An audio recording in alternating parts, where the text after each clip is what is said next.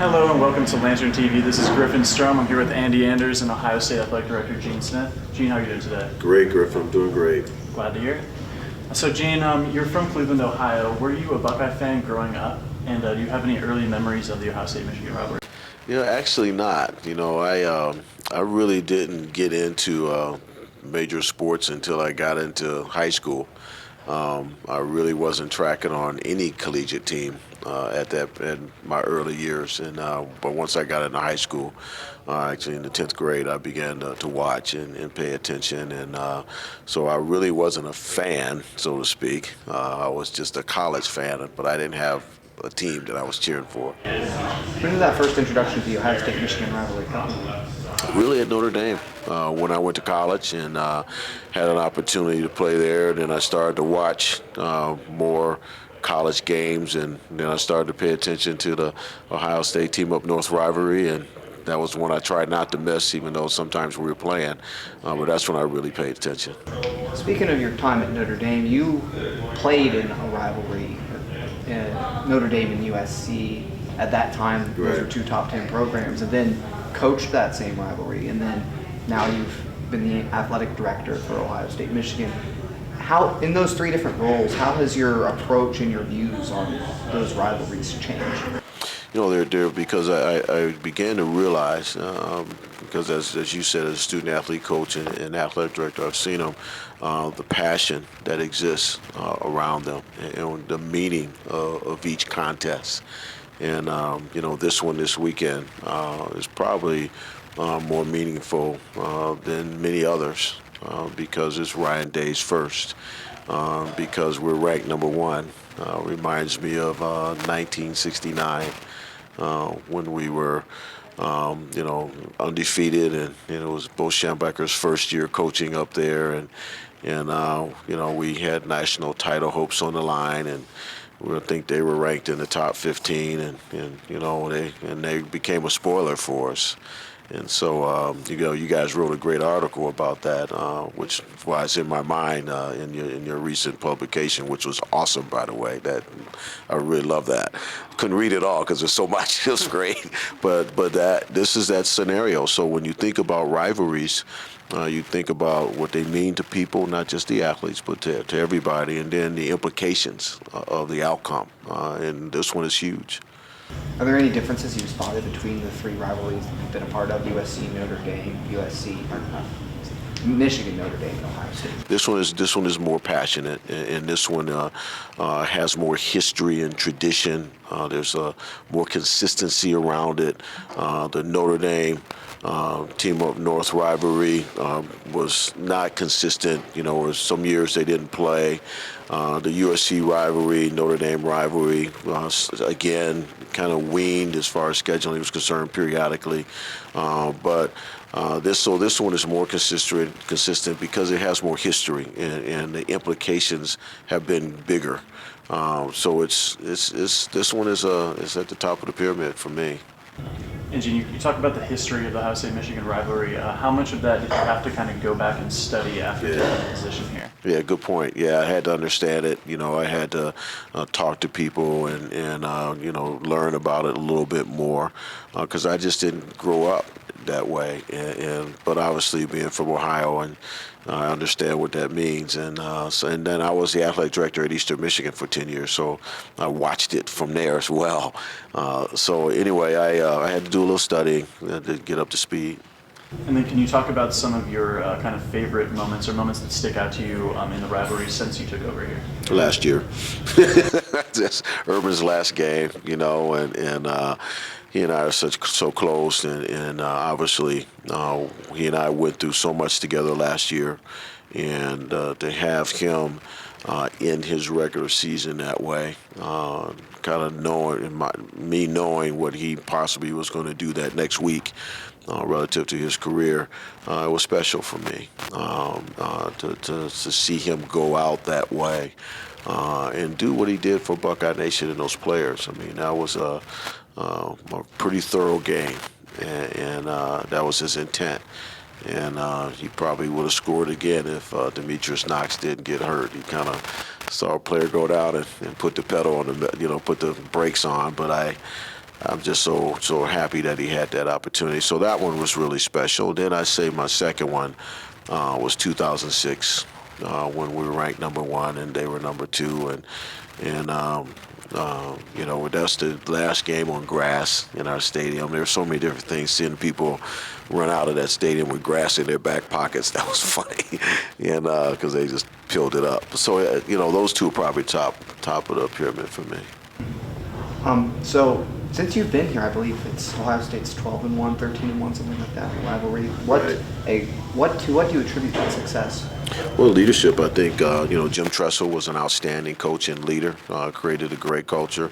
Urban is, one of the best that ever was, and he recruited talent, and Ryan has done a great job with the talent that he and Urban recruited, but it's really leadership in the program. Talent is important, and putting your players in position to win is the most important thing. And if you have talent and a good culture, and you do put them in position to win, you got a shot. This past game with Penn State, even the errors that we were self-inflicted, our talent ultimately emerged because our coaches still put them in position to win. And so, that's been the big difference for us over the years. Sort of transitioning, what do you see the role of student journalism and reporting the Lantern does with the athletics department as, the role and the relationship between the two? I've always thought it was so important, and I've watched the Lantern emerge over the years, and this year really big. This last publication that you put out was phenomenal, and you talked to so many different people, you represented so many different viewpoints, and it's a great publication. And creating the Lantern television is to me the biggest iteration. So it's important. I love the fact that our student athletes are featured in different sports. It's challenging for us to get our Olympic sports recognized, and for you to do that on campus, to do it where other students, their peers, get to read about them, is so important. And so I think it's a great relationship, and for us in the athletic department, we're appreciative of that relationship, and we just want to continue to be a part of strengthening the Lantern so that it can continue to do what it does. I guess how do you strengthen the Lantern and kind of student journalism? The biggest thing is the relationship, making sure that our athletic communication staff provides the Lantern with what they need, the access they need, making sure that our student athletes understand the importance of the relationship, and so they're transparent, they're open, they're available, and those type of things. And then over the years, I have it with you guys periodically. There's always been somebody that did something for the Lantern that came back and asked me for help in their careers.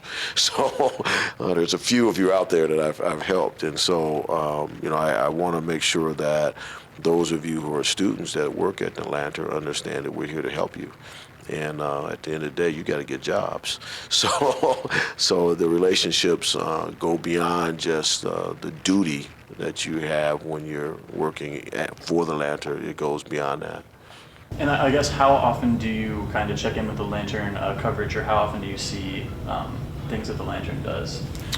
Every time there's a publication, I see it. And so, fortunately, when I come in the building, 7 o'clock or so in the morning, there's a Lantern right at the front. So whatever the next issue is, I pick it up and take it upstairs. And so I don't interact with you and others, the writers and so on and so forth, very much. Our athletic communications people do it, but I watch your coverage. I read what you write.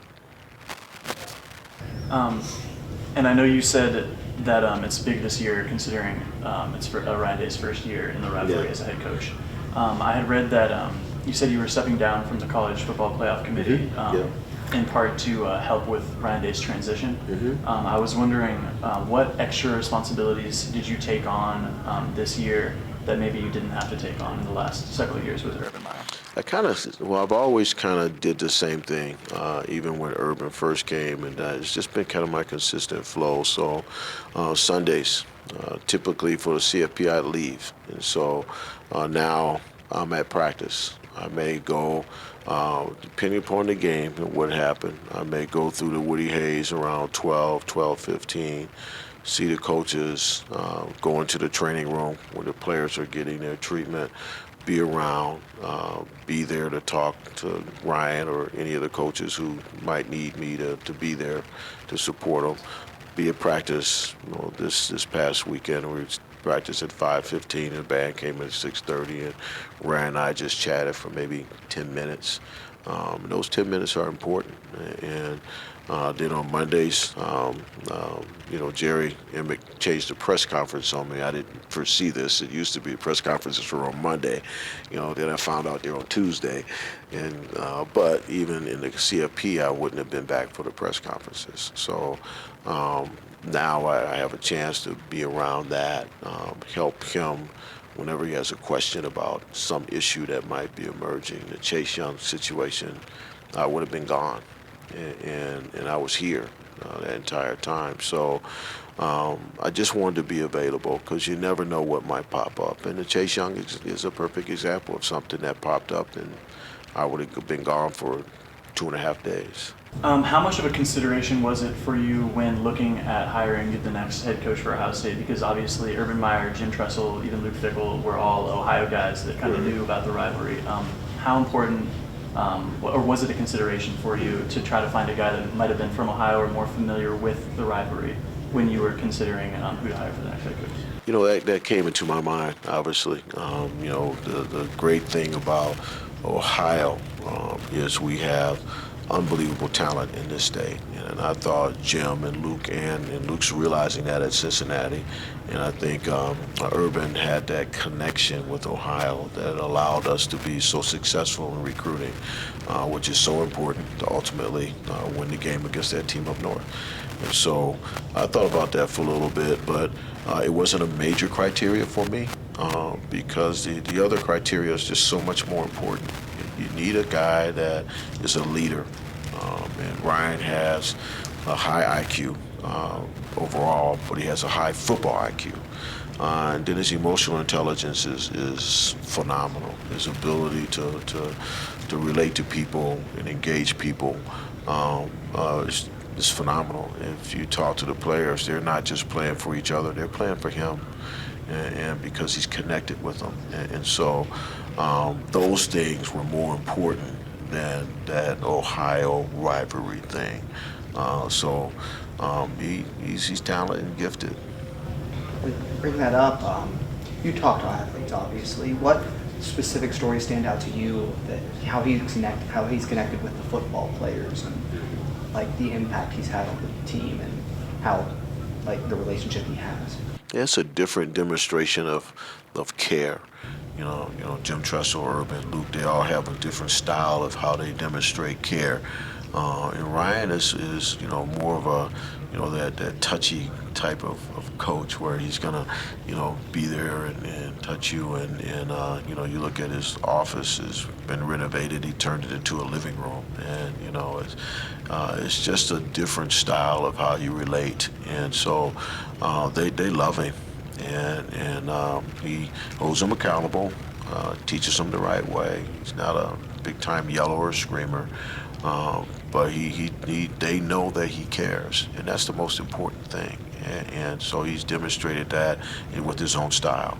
He's more of that, hug me type of guy, and I like that. Was there ever like a specific moment that stuck out to you when you were like, Ryan Day could coach the team?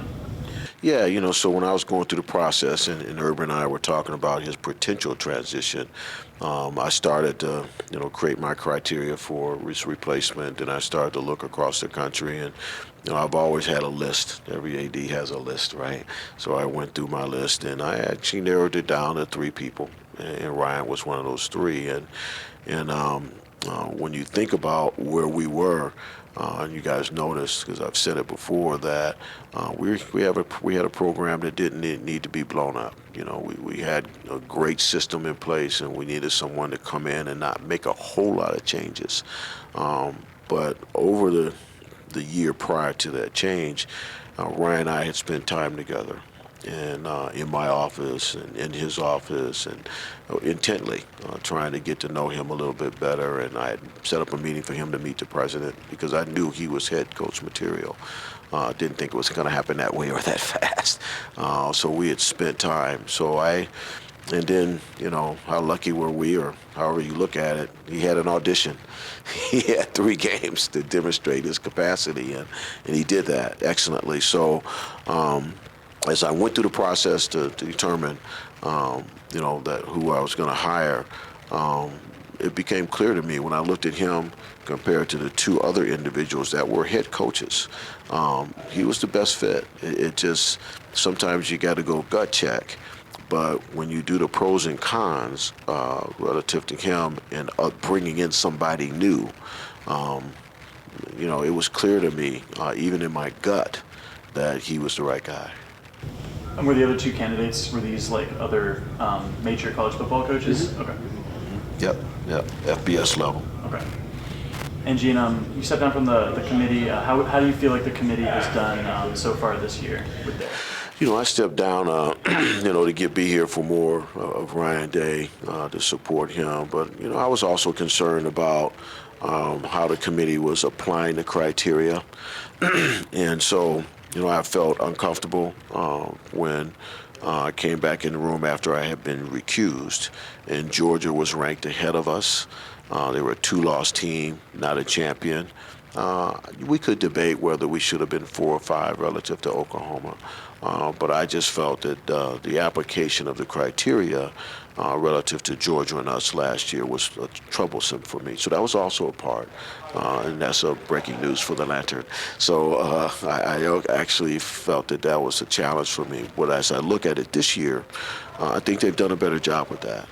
The number 1 criteria is season success, overall season success. So that's wins and losses.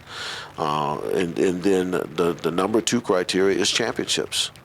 And so that will come into play next week. But the way it's aligned right now, the way they're applying, in my view, the criteria, it seems to be right. But then they have your own individual criteria, and I think we've benefited. My last look at our data, we're number 1 in scoring in offensive efficiency and number 1 in defensive efficiency, and those are 2 significant indicators of success of a team. And so people asked last night, how did we jump to number 1? My guess is they're applying the criteria, and then those 2 criteria probably came in our favor. So that's my guess. So I'm comfortable with the way it's going right now. But bottom line is it's meaningless, and if we don't do what we got to do. Right. And would you make any changes to the top 4 right now, or the top 6 maybe? No, I agree with 1 through 3. I'd probably debate 4, 5, 6, and 7. But again, I'm not looking at there's so much data. I can't begin to tell anyone how much data a committee person gets. I just mentioned 2, offensive and defensive efficiency. I mean, it's efficiency on 3rd down. I mean, you get so much data. So when you get to this point where the difference between teams is so razor thin, that data becomes important. And the conversation in the room becomes important, because you hear, all of us have blinders, right? We got our blind spots. So that's the benefit of diversity, is you hear from others so you can see what you don't see. And so, that's why I wouldn't be too critical of where the committee is right now, because they have the benefit of that data, the benefit of the discussion, the benefit of seeing these teams all year long. So I'm very supportive of what they've done. We probably could debate some of the, 4, 5, 6, and 7.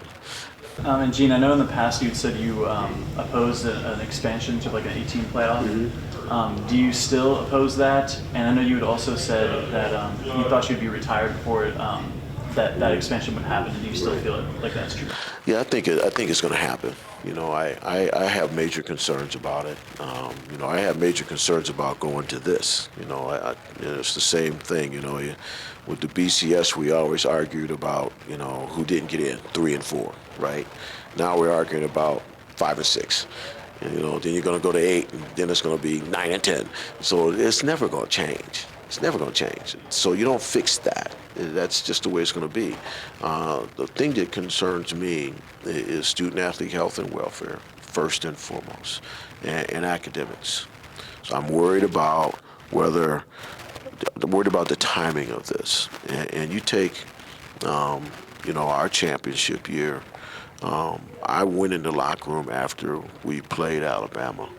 And if you think back to that game, that was a war.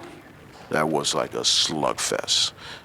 That was unbelievable. And so the kids are jumping around, excited, but then when you see them take their uniforms off and they begin to pay attention to their war wounds, it was a battle. And now you're talking about playing that team up north, maybe playing in the championship game or not. They may have to kill it. And then, playing at that level, I just don't know. And then you got a finals week. People forget they do have to pass their tests. And then you got Christmas. I'm old school. I just believe kids should have some time for Christmas. So I'm concerned about the schedule, but I'm also concerned about how it affects the regular season. And the regular season is the most important thing to us, locally. And so it could be a situation where you look at Notre Dame right now. As soon as they lose a game, they're out. So what does that do to the rest of their games at home? And so the more you add in, the more detriment exists for the regular season. So does that mean you shouldn't do it? No. You just have to recognize that and try and come up with a way to solve that issue. And I don't know if I'll be retired or not. This may be a big question, but I guess in an ideal world, how would you determine personally a national champion in college football? Is it a 14 playoff? Is it an 18 playoff? Is it some other system? How would you do it? I think the championship over the years has evolved, right? And before the BCS we had a system, then we had the BCS we had a system, now we got the CFP. And the reality is there's no perfect system. To your question, Andy, there's no perfect system. What we have right now works. And every year someone's going to argue that if number 5 was in, they would have won it. So there's no perfect answer to that. You want to put the young men in a position to have that chance, and in my view, we want to make sure you protect them. I worry a lot about student-athlete physical welfare and mental welfare, and so the more games you create, what does that mean? That's a big issue for us. I mean, you look at this year, we had a semi-slugfest against Penn State. We're going to have an unbelievable slugfest against that team up north, and then we're going to go over Indiana, and whoever we play, Minnesota or Wisconsin, both of them are hammering type teams. That's going to be a slugfest. Fortunately, you got a break before you go into the CFP. So, but then if you had 8 games, you wouldn't have that break because you'd have to back it up. You can't go deeper in January. You have to back it up. So I don't know. To me, there's not going to be a perfect system. Even when you go to 8, trust me, people are going to be complaining about 9 and 10. It's just the nature of who we are. And Gene, thank you so much for taking the time to talk to us today. Well, thank you, Griffin. Thank you, Andy. Appreciate it. Thank you to the Lantern for all the great work you guys do. Really appreciate it. Thank you so much.